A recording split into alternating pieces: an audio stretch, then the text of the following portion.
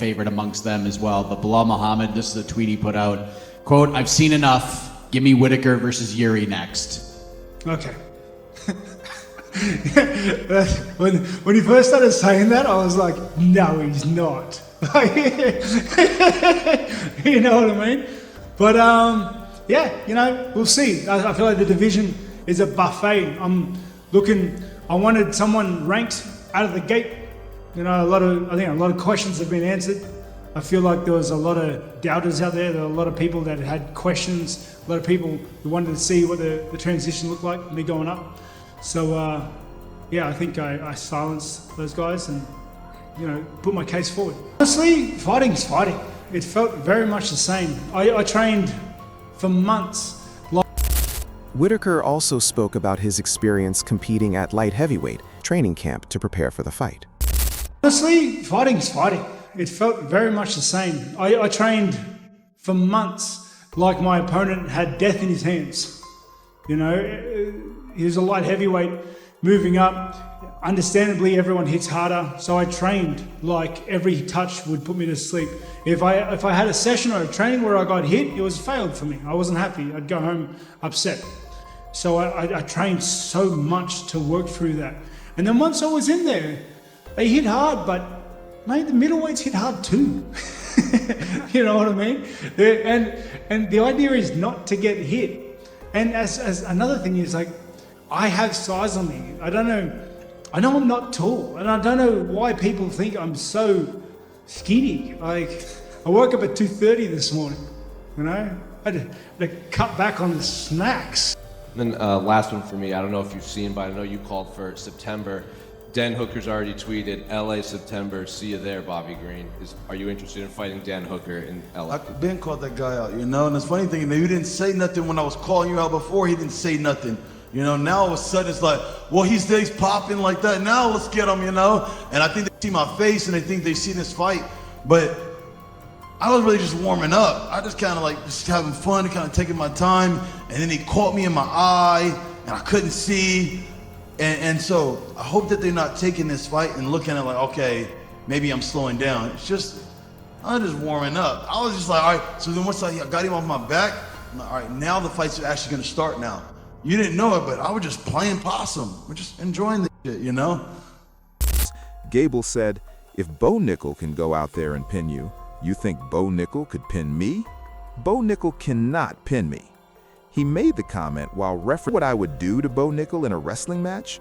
I would beat Bo Nickel 10-0 in under a minute. That easy. It didn't take long for Bo Nickel to answer back and make his stance clear. Posting on X, Nickel wrote, Gable, I've watched your film. All I'd have to do is let you gas yourself out, like versus Kezar in 2019 or Wyatt in 2025. The blueprint is there. Side note, I think Hawkett would knock your ass out. Now loss to Reinier de Ridder in May 2025.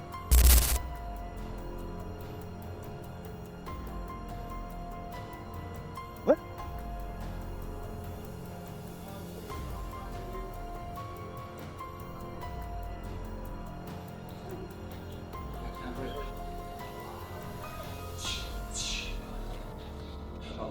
What?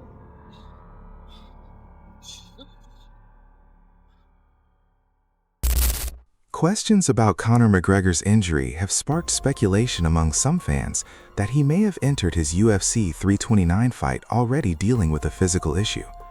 Many viewers noticed that McGregor appeared to be moving differently during his walkout to the octagon. Newly surfaced footage also shows him briefly stumbling and carefully favoring his right knee while removing his shoes before stepping into the very same kick that appeared to lead to the injury during the fight. I wanted to ask you about a fellow wrestler turned UFC fighter, Bo Nickel. He had a lot to say about you and your wrestling and all that. And then he wished you luck afterwards. But at first it was like, hey, if me and Gable to wrestle, I have the game plan. All I got to do is just gas him out like these other opponents. I wanted to get your reaction to what Bo Nickel had to say on Twitter. I like Bo Nickel. I didn't mean no harm. Bo Nickel telling me that he's gonna gas me out after he got gassed out a couple fights ago is a crazy thing. So Bo Nickel, I didn't mean no harm. I gotta take a shot back at you if you take a shot at me. But we're friends. You know, wrestlers always gotta stay together. You know, Bo Nickel is one of the best collegiate wrestlers of all time, and I hope he keeps winning, and I hope he keeps doing his thing, and I'll always be a fan of his just because wrestling. It does seem like you're one of the biggest stars on the roster right now and can probably call some shots. So if the UFC doesn't have anybody in mind, do you have some things, hey, this is what I would prefer from you?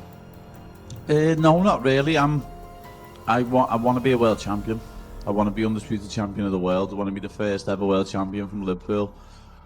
And I'm going to do that. I know that's in my destiny. I know it's in my fate. Whether it's the next fight or the next 10 fights, I'm going to be a world champion. It's that simple. If you want me to fight Justin next, if you want me to fight Posh Boy next, if you want me to fight Chorizo next, if you want me to fight Charles next, anyone can get it. Paddy also made a bold prediction, claiming he would submit Charles Oliveira if they ever meet inside the octagon. I can't help how your submission grappling would stack up with Charles. I'm sure you've thought about it before, but can you share with us, have you ever thought about that fight? I know he's facing I was talking about it about 10 minutes ago. I'd submit Charles. And have you heard anything back from him? Or No, like, I've got nothing but respect for Charles. I know what I mean. He's an absolute legend in the sport, but he's on his way out. And I think if he tried to grapple with me, I'd submit him. But we'd probably end up having a war for 5 rounds on the feet if I ended up fighting Charles Oliveira. Seemed, saying he didn't carry himself the way fans had become accustomed to seeing. With him walking into the octagon, it didn't seem, it just didn't seem like the same Conor, like I thought he was there to fight, but like I thought he'd be a little bit more rowdy, a little bit more crazy. He looked like really, really calm, like super calm. So I was just kind of like, oh wow, let's see how this goes. And then of course I knew he was gonna attack me with something, and it was a kick. So it sucks. Ref, stop the fight. He doesn't want to fight. I was like, bro, his demeanor is right. And then he said fight the first time. So I was like, okay, stand up. So I backed up, he stand up, and then he tried to do this hop step where he hop forward, hop back, and then he did it again. And then when he went back, he just kind of grabbed his leg, and he screamed. He said, and I was telling the ref, come on, bro. Like, what you want me to do? Keep it like this guy he brought his kids to the fight. You know what I mean? Like, I ain't trying to beat up a wounded dog. He was talking about this 170 domain. I put in this 170 work. We worked our asses off here, especially after turning around so fast after that March fight, and to come back. I wanna feel this domain that he's talking about, this 170 Conor that he's talking about, this different world. That's what I want. So I want to see what his injury is, and as for me, I'm down to come back 2027. With that March fight and this fight, I know I came out unscathed, but I owe my family some time. I owe my wife and my son some time, some family time. So that's why I'm focused. You guys are going to see Bless return in 2027.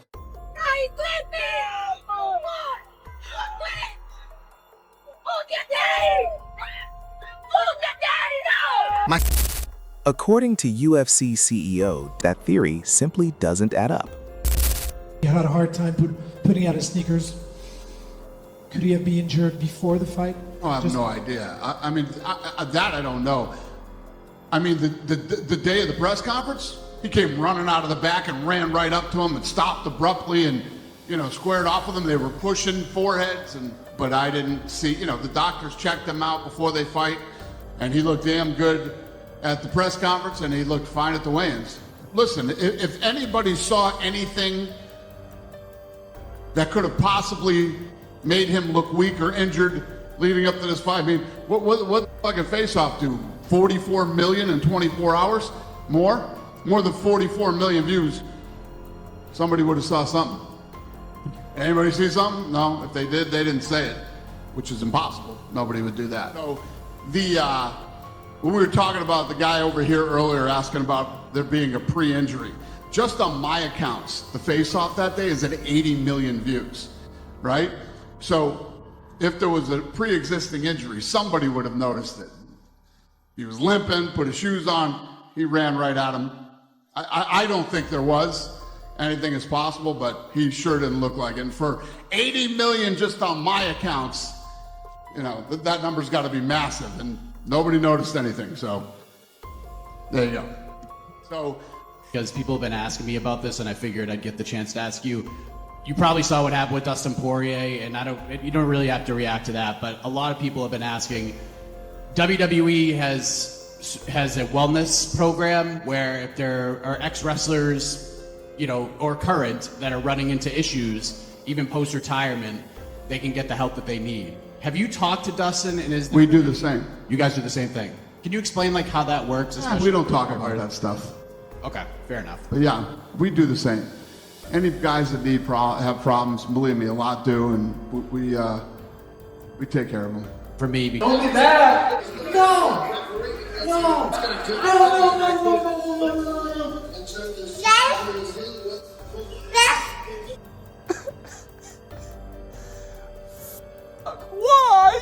Why, God?